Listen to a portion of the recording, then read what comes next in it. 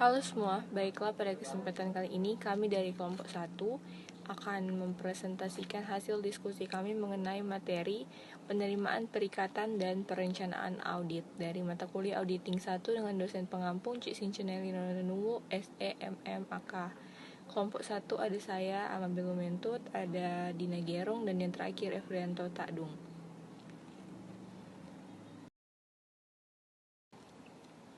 Kita masuk pada poin penting yang pertama, yaitu tahap-tahap audit atas laporan keuangan. Proses audit atas laporan keuangan dibagi menjadi 4 tahap berikut ini, yaitu yang pertama ada penerimaan perikatan audit, yang kedua ada perencanaan audit, yang ketiga ada pelaksanaan pengujian audit, dan yang terakhir ada pelaporan audit. Kita masuk pada penjelasan tahap-tahap audit atas laporan keuangan. Yang pertama, tahap penerimaan perikatan audit. Perikatan adalah kesepakatan antara dua pihak untuk mengadakan suatu ikatan perjanjian. Dalam perikatan audit sendiri, klien yang memerlukan jasa audit ini mengadakan suatu ikatan perjanjian dengan auditor tentunya. Dalam ikatan perjanjian tersebut, klien menyerahkan pekerjaan audit atas laporan keuangan kepada auditor, dan di sini auditor dituntut untuk sanggup dalam melaksanakan pekerjaan auditnya tersebut berdasarkan kompetensi profesionalnya. Tahap yang kedua yaitu pelaksanaan pengujian audit. Tahap ini juga disebut dengan pekerjaan lapangan. Nah, tujuan utama dari pelaksanaan pekerjaan lapangan ini adalah untuk memperoleh bukti audit tentang efektivitas pengendalian internal klien dan kewajaran laporan keuangan klien. Tahap-tahap penerimaan perikat audit. Di dalam memutuskan apakah suatu perikat audit dapat diterima atau tidak, auditor menempuh suatu proses yang terdiri dari 6 tahap berikut ini. Yang pertama, mengevaluasi integritas manajemen, mengidentifikasi keadaan khusus dan risiko luar biasa, dan yang ketiga menentukan kompetensi untuk melaksanakan audit, dan yang keempat menilai independensi, dan yang kelima menentukan kemampuan untuk menggunakan kemahiran profesionalnya dengan kecermatan dan keseksama, dan yang ketujuh membuat surat perikat audit. Mengevaluasi integritas manajemen. Laporan keuangan adalah tanggung jawab manajemen. Audit atas laporan keuangan bertujuan untuk memberikan pendapat atas laporan keuangan yang disajikan oleh manajemen. Oleh karena itu, untuk dapat menerima perikat audit, auditor berkepentingan untuk mengevaluasi integritas manajemen agar auditor mendapatkan keyakinan bahwa manajemen perusahaan klien dapat dipercaya sehingga laporan keuangan yang diaudit bebas dari salah saji material sebagai akibat dari adanya integritas manajemen. Berbagai cara yang dapat ditempuh oleh auditor dalam mengevaluasi integritas manajemen. Yang pertama, melakukan komunikasi dengan auditor terlebih dahulu. Dan yang kedua, meminta keterangan kepada pihak ketiga. Dan yang ketiga, melakukan review terhadap pengalaman auditor terdahulu atau masa lalu dalam berhubungan dengan klien yang bersangkutan. Auditor terdahulu adalah auditor yang telah mengundurkan diri atau diberitahu oleh klien bahwa tugasnya telah berakhir dan tidak diperpanjang dengan perikatan baru. Auditor pengganti adalah auditor yang telah menerima suatu perikat atau auditor yang telah diundang untuk mengajukan proposal perikatan audit. Meminta keterangan kepada pihak ketiga. Informasi tentang integritas manajemen dapat diperoleh dengan meminta keterangan kepada penasihat hukum atau pejabat bank dan pihak lain dalam masyarakat keuangan dan bisnis yang mempunyai hubungan bisnis dengan calon klien. Dalam melakukan audit, auditor menghadapi kemungkinan disajikannya dengan sengaja laporan keuangan yang tidak benar untuk kepentingan pribadi berbagai anggota manajemen. Ada berbagai motif yang melatar belakangi, misalnya menutupi penggelapan, kebangkrutan, dan lainnya. Melakukan review terhadap pengalaman auditor di masa lalu dalam berhubungan dengan klien yang bersangkutan. Dalam hal Dalam hal auditor mempertimbangkan akan melanjutkan atau menghentikan hubungan dengan klien dalam perikatan audit, auditor secara seksama mempertimbangkan pengalaman di masa lalu dalam berhubungan dengan klien dalam perikatan audit. Misalnya, auditor perlu mempertimbangkan adanya kekeliruan atau kecurangan dan pelanggaran hukum yang dilakukan oleh klien dalam perikatan audit tahun yang lalu. Identifikasi kondisi khusus dan resiko luar biasa. Berbagai faktor yang perlu dipertimbangkan oleh auditor tentang kondisi khusus dan resiko luar biasa yang mungkin berdampak terhadap penerimaan perikatan audit dari calon klien dapat diketahui dengan cara: pertama, mengidentifikasi pemakai laporan audit, BAPEPAM, Badan Pengatur atau Regulatory Body, bank, dan lembaga keuangan lain. Pemegang saham dan pasar modal adalah pemakai utama laporan audit. Yang kedua, mendapatkan informasi tentang stabilitas keuangan dan legal calon klien di masa depan. Dan yang ketiga, mengevaluasi kemungkinan dapat atau tidaknya laporan keuangan calon klien diaudit. Penentuan kompetensi auditor untuk melaksanakan audit. Standar umum yang pertama berbunyi sebagai berikut. Audit harus dilaksanakan oleh seorang atau lebih yang memiliki keahlian dan pelatihan teknis cukup sebagai auditor. Oleh karena itu, sebelum auditor menerima suatu perikatan audit, ia harus mempertimbangkan apakah ia dan anggota tim auditnya memiliki kompetensi memadai untuk menyelesaikan perikatan tersebut sesuai dengan standar auditing yang telah ditetapkan oleh IAI. Umumnya mempertimbangkan dilakukan dengan mengidentifikasikan anggota kunci tim audit dan mempertimbangkan perlunya mencari bantuan dari spesialis dalam pelaksanaan audit. Mengidentifikasi tim audit.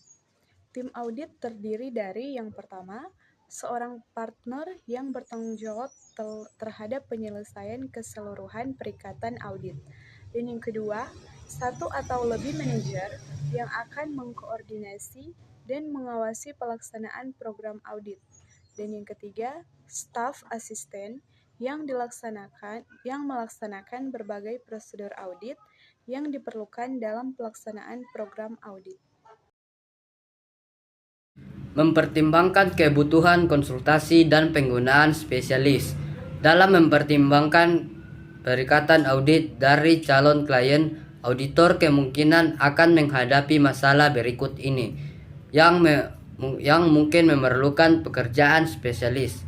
Yang pertama, penilaian, misalnya karya seni, obat-obatan khusus, dan rated security. Kemudian B, penentuan karakteristik fisik yang berhubungan dengan kuantitas yang tersedia atau kondisi, misalnya cadangan mineral atau tumpukan bahan baku yang ada di gudang. C, penentuan nilai yang diperoleh dengan menggunakan teknik atau metode khusus, misalnya beberapa perhitungan aktuarial. D, penafsiran persyaratan teknis, peraturan atau persetujuan, misalnya pengaruh potensial suatu kontrak atau dokumen hukum lainnya atau hak atas properti. Jika menurut pertimbangan auditor, ia akan menjumpai situasi yang memerlukan pengetahuan khusus, ia perlu melakukan konsultasi dengan spesialis. Spesialis adalah orang atau perusahaan yang memiliki keterampilan atau pengetahuan khusus di bidang tertentu selain akuntansi dan auditing. Penentuan kemampuan auditor dalam menggunakan kemahiran profesionalnya dengan cermat dan seksama. Standar umum ketiga berbunyi sebagai berikut. Dalam pelaksanaan audit dan penyusunan laporannya, auditor wajib menggunakan kemahiran profesionalnya dengan cermat dan seksama. kecermatan dan keseksamaan penggunaan kemahiran profesional auditor ditentukan oleh ketersediaan waktu yang memadai untuk merencanakan dan melaksanakan audit. Pembuatan surat perikatan audit. Surat perikatan audit dibuat oleh auditor untuk klien yang berfungsi untuk mendokumentasikan dan menegaskan penerimaan auditor atas penunjukan oleh klien. Tujuan dan lingkup audit, lingkup tanggung jawab yang dipikul oleh auditor bagi kliennya. Kesepakatan tentang produksi laporan keuangan auditor serta bentuk laporan yang akan diterbitkan oleh auditor. Baik auditor maupun kliennya berkepentingan terhadap surat perikatan audit karena dalam surat tersebut berbagai kesepakatan penting tentang perikatan audit didokumentasikan sehingga dapat dicegah terjadinya kesalahpahaman yang mungkin timbul antara auditor dengan kliennya. Perencanaan. Standar pekerjaan lapangan pertama mensyaratkan adanya perencanaan yang memadai. Perencanaan harus direncanakan sebaik-baiknya dan jika digunakan asisten harus disupervisi dengan semestinya. Ada 3 alasan utama mengapa auditor harus merencanakan penugasannya dengan baik untuk memperoleh bahan bukti kompeten yang cukup dalam situasi saat itu, untuk membantu menekan biaya audit, dan untuk menghindari salah pengertian dengan klien. Mendapatkan berbagai bukti kompeten yang cukup merupakan hal yang penting jika kantor akuntan publik ingin menekan tanggung jawab hukum seminimal mungkin dan mempertahankan reputasi yang baik dalam masyarakat profesi. Dengan menekan biaya dalam batas yang wajar, kantor akuntan publik akan dapat bersaing sehingga para kliennya tidak akan lari darinya. Dengan catatan bahwa kantor akuntan publik itu memang mempunyai reputasi dalam menjalankan pekerjaan yang berkualitas. Menghindari salah pengertian dengan klien adalah penting untuk menjaga hubungan dengan klien dan untuk memudahkan pelaksanaan pekerjaan yang bermutu dengan biaya yang wajar. Perencanaan awal audit. Perencanaan awal menyangkut keputusan apakah akan menerima atau melanjutkan pelaksanaan audit bagi klien, mengevaluasi alasan-alasan klien untuk audit, memiliki staf untuk penugasan tersebut, dan mendapatkan surat penugasan. Diperlukan pengetahuan yang luas mengenai bidang usaha klien dan industri klien, serta pengetahuan atas operasi perusahaan untuk dapat melakukan audit yang memadai. Sebagian besar informasi diperoleh di tempat klien, terutama untuk klien yang baru. Apapun informasi yang diperlukan adalah A. Memahami bidang usaha dan industri klien, B. Meninjau pabrik dan kantor, menilai kebijakan perusahaan, mengidentifikasi pihak-pihak yang mempunyai hubungan istimewa, mengevaluasi kebutuhan akan spesialis dari luar, memperoleh informasi mengenai kewajiban hukum klien. 3 dokumen hukum dan catatan yang berkaitan erat yang harus diperiksa pada awal penugasan: akte pendirian dan anggaran dasar perusahaan. Misal dapat dewan direksi, komisaris dan pemegang saham, dan kontrak.